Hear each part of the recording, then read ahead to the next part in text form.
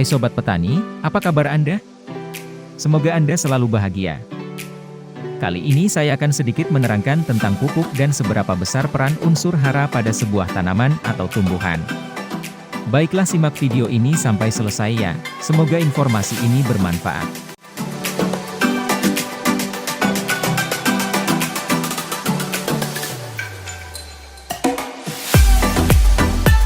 Banyak yang belum paham tentang pemupukan, bahkan kebanyakan petani di seluruh pelosok Indonesia yang sering salah kaprah dalam memperlakukan tanamannya, padahal Indonesia ini adalah terkenal dengan negara agraris, yaitu negara yang sebagian besarnya berpenghasilan sebagai petani. Dengan begitu Indonesia harus lebih modern di sektor pertanian dan perkebunannya untuk kekuatan ekonominya. Pupuk adalah material yang ditambahkan pada media tanam atau tanaman untuk mencukupi kebutuhan hara yang diperlukan tanaman sehingga mampu tumbuh dan berproduksi dengan baik. Material pupuk dapat berupa bahan organik ataupun non-organik. Pupuk berbeda dengan suplemen. Pupuk mengandung bahan baku yang diperlukan pertumbuhan dan perkembangan tanaman yang sering disebut unsur hara. Sementara suplemen seperti hormon tumbuhan membantu kelancaran proses metabolisme. Meski demikian, ada salah satu pupuk, khususnya pupuk buatan, dapat ditambahkan sejumlah material suplemen. Dalam pemupukan, perlu diperhatikan kebutuhan tumbuhan tersebut, agar tumbuhan tidak mendapat terlalu banyak zat makanan. Terlalu sedikit atau terlalu banyak zat makanan, dapat mempengaruhi pertumbuhannya. Pupuk dapat diberikan lewat tanah, disemprotkan ke daun atau diinjeksi ke batang tanaman.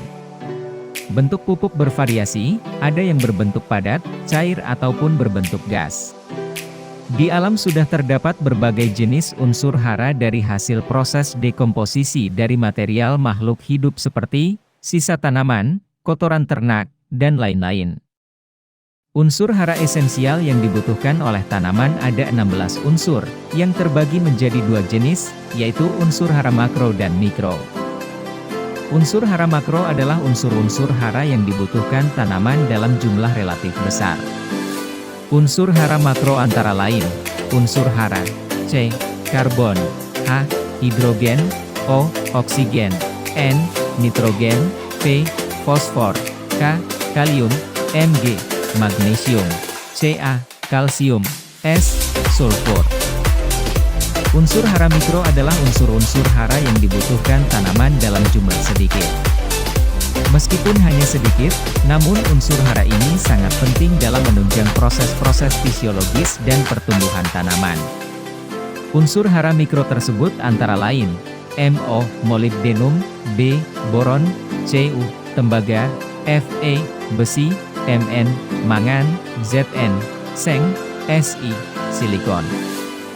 Selain memperoleh sebagian besar nutrisi yang ia perlukan dari dalam tanah, unsur C, H, dan O diperoleh tanaman dari air dan karbon dioksida melalui udara, sedangkan unsur hara makro dan mikro lainnya diperoleh dari hasil dekomposisi atau pelapukan batuan mineral di tempat mereka tumbuh, dan kemudian dimasak dengan dibantu sinar matahari, yang hasilnya untuk pertumbuhan dan berproduksi. Pada dasarnya, tanah telah memiliki seluruh unsur-unsur hara yang dibutuhkan tanaman untuk dapat tumbuh. Namun jumlah unsur hara yang tersedia dalam tanah jumlahnya terbatas, dan membutuhkan waktu yang cukup lama agar unsur hara tersebut dapat tersedia kembali secara alami. Setiap lahan pun juga berbeda-beda kandungan unsur haranya, tergantung dengan faktor iklim dan geologinya masing-masing. Pada lahan-lahan budidaya khususnya pertanian dan perkebunan, laju penyerapan unsur hara dari tanah lebih tinggi daripada laju penyediaan unsur hara tersebut secara alami. Sehingga pada realitanya, alam tidak mampu memenuhi seluruh kebutuhan tanaman akan unsur hara tersebut dengan sendirinya. Oleh karena itu, kita memerlukan input berupa pupuk tambahan agar unsur hara lahan media tanam terpenuhi. Jika menginginkan tanaman tumbuh sehat dan berproduksi dengan optimum, maka sangat penting untuk memenuhi kebutuhan akan unsur hara makro dan mikro tersebut. Jenis pupuk lain yang dihasilkan dari proses pembuatan pabrik biasa disebut dengan pupuk buatan. Kadar hara, jenis hara, dan komposisi hara di dalam pupuk buatan sudah ditentukan oleh produsen dan menjadi ciri khas dari nama dan merek pupuk. Berdasarkan ragam hara yang dikandungnya, pupuk buatan dibedakan atas pupuk tunggal dan pupuk majemuk. Pupuk tunggal merupakan jenis pupuk yang mengandung satu macam unsur hara, misalnya pupuk N, nitrogen, pupuk P, fosfat, atau pupuk K, kalium. Pupuk tunggal yang mengandung unsur N dikenal pupuk urea. Za, zoavelzureammonium, biasa disebut amonium sulfat. Pupuk yang mengandung unsur P, yaitu TSP, triple superfosfat, dan SP36. Pupuk tunggal tersebut sudah ditetapkan SNI-nya. Suatu pupuk disebut urea bila kandungan nitrogen dalam pupuk tersebut sekitar 45 hingga 46% N, bila pupuk nitrogen lain yang mengandung N selain 45 hingga 46% N tidak bisa disebut urea. Contoh lain adalah SP36 adalah pupuk P yang kandungan P2O5 sebesar 36%. Pupuk yang mengandung unsur K, ialah pupuk KCl, K2SO4 atau ZK. Pupuk buatan yang mengandung lebih dari satu unsur hara disebut pupuk majemuk, misalnya pupuk NP, NK, dan NPK. Pupuk NP adalah pupuk yang mengandung unsur N dan P. Pupuk NPK adalah pupuk majemuk yang mengandung unsur 3 hara yaitu N, P, dan K. Begitu pula perbandingan kandungan hara dalam setiap pupuk majemuk berbeda-beda. Besarnya kandungan unsur hara tertentu di dalam pupuk dinyatakan dalam persen. Semakin tinggi persentase semakin tinggi kandungan haranya. Misal pupuk Za, amonium sulfat, persentase kandungan N sebesar 21%, artinya setiap 100 kg pupuk Za mengandung 45 kg N. Kandungan ini lebih rendah dibandingkan dengan kandungan N di dalam pupuk urea mengandung 45% N. Untuk itu, dalam menghitung takaran pupuk bagi para petani, harus dilakukan dengan benar dan harus memperhitungkan jenis sumber pupuk yang digunakan. Kesalahan dalam menghitung pupuk akan merubah perlakuan yang sudah ditentukan, menurunkan tingkat keseimbangan hara tanah dan selanjutnya berakibat terhadap pertumbuhan tanaman dan hasil produksi. Selain menambahkan pupuk buatan, modern ini penambahan pupuk organik justru sangat disarankan. Selain untuk menambah unsur hara, organik juga akan menjaga kestabilan tanah agar tidak rusak dan menjaga tekstur tanah gembur. Ada 3 jenis pupuk organik yang umum digunakan di pertanian, yaitu pupuk kandang, pupuk kompos dan humus. Pupuk kandang tentunya berasal dari kotoran hewan ternak maupun unggas, seperti kerbau, sapi, kambing, dan ayam. Jenis pupuk ini efektif dalam menyuburkan tanah dan tanaman. Pupuk kandang mengandung banyak unsur hara atau nutrisi makro seperti fosfor, nitrogen, dan kalium. Kemudian unsur mikro seperti magnesium, sulfur, kalsium, besi, natrium, molibdenum, dan tembaga. Pupuk kompos, jenis pupuk kompos terbentuk dari sisa bahan organik. Berasal dari tumbuhan, hewan, dan limbah organik, yang secara alami melalui dekomposisi atau fermentasi.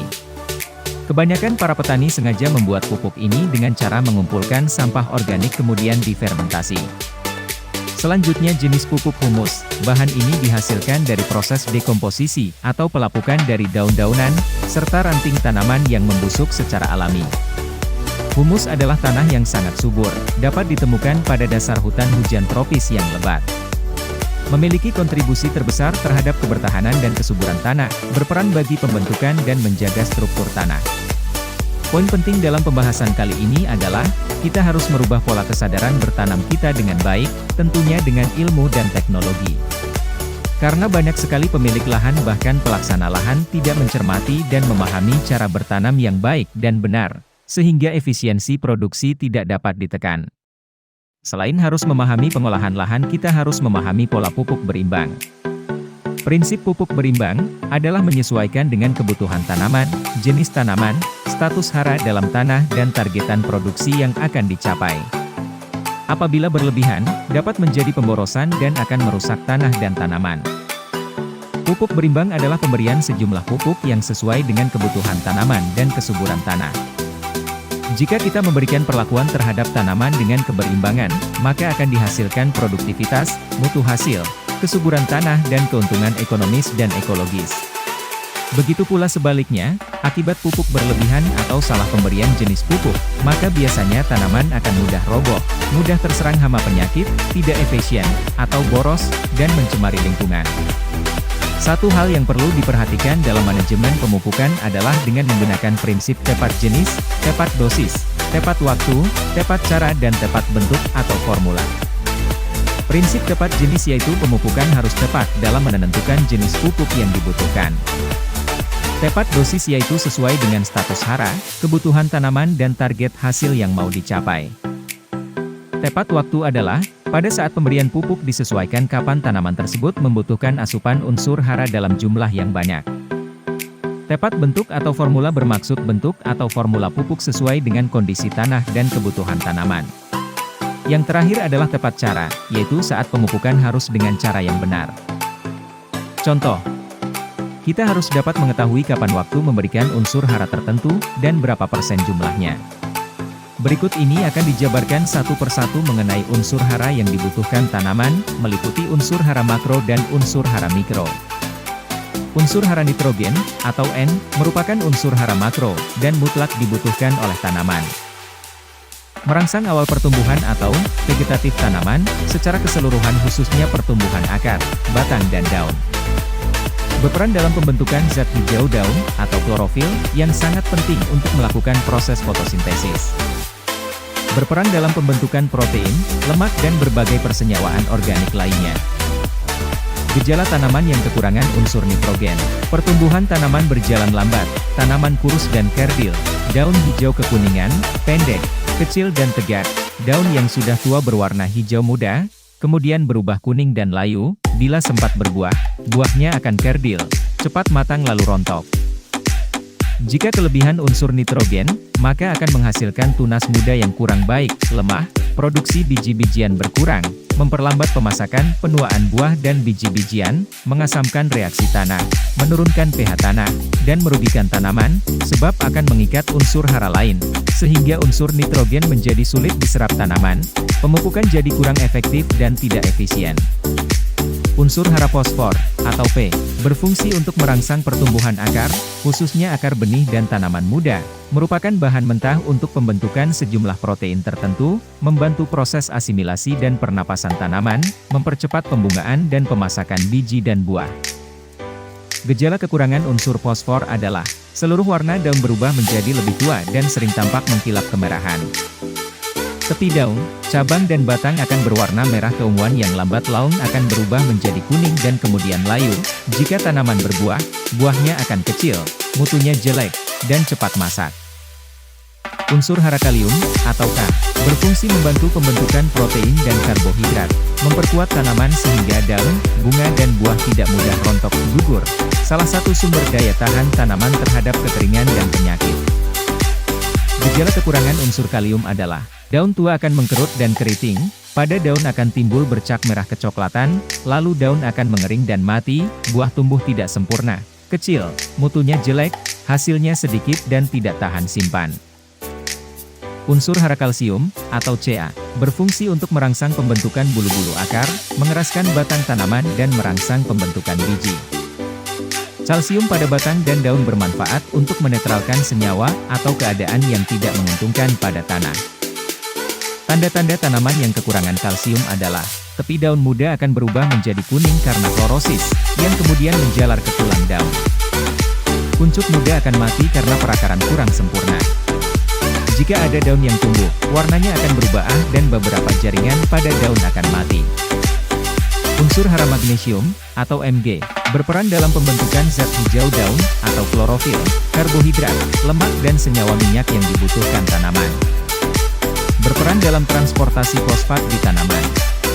Pupuk ini di pasaran sering disebut pupuk dolomit, atau CAMG, berisi kalsium dan magnesium. Gejala tanaman yang kekurangan unsur magnesium adalah, daun tua mengalami kerusakan dan gagal membentuk klorofil sehingga tampak bercak coklat, daun yang semula hijau akan berubah kuning dan pucat.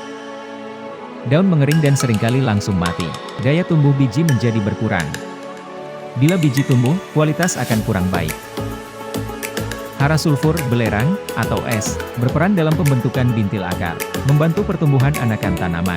Gejala tanaman yang kekurangan unsur belerang antara lain adalah, warna daun muda berubah menjadi hijau muda, tidak merata, sedikit mengkilap agak keputihan, kemudian berubah menjadi kuning kehijauan. Pertumbuhan tanaman lambat kerdil, kurus dan berbatang pendek. Unsur hara klor, atau Cl, berfungsi untuk memperbaiki dan meningkatkan hasil kering tanaman seperti tembakau, kapas, kentan dan sayuran. Tanaman yang kekurangan klor akan menunjukkan gejala berikut ini. Daun agak keriput. Pemasakan buah berlangsung lambat. Tanaman menjadi kurang produktif. Unsur hara besi, atau Fe, berfungsi dalam proses pernapasan tanaman dan pembentukan zat hijau daun, klorofil. Gejala tanaman yang kekurangan zat besi antara lain adalah warna menjadi kekuningan, terutama pada daun muda. Pertumbuhan tanaman seolah berhenti, sehingga daun berguguran dan akhirnya tanaman mati. Unsur hara mangan, atau Mn, berfungsi sebagai komponen untuk memperlancar proses asimilasi dan merupakan komponen penting dalam pembentukan dan melancarkan kerja enzim. Gejala pada tanaman yang kekurangan unsur mangan adalah pertumbuhan tanaman lambat, tanaman menjadi kerdil, daun berwarna merah kekuningan, jaringan daun di beberapa tempat akan mati.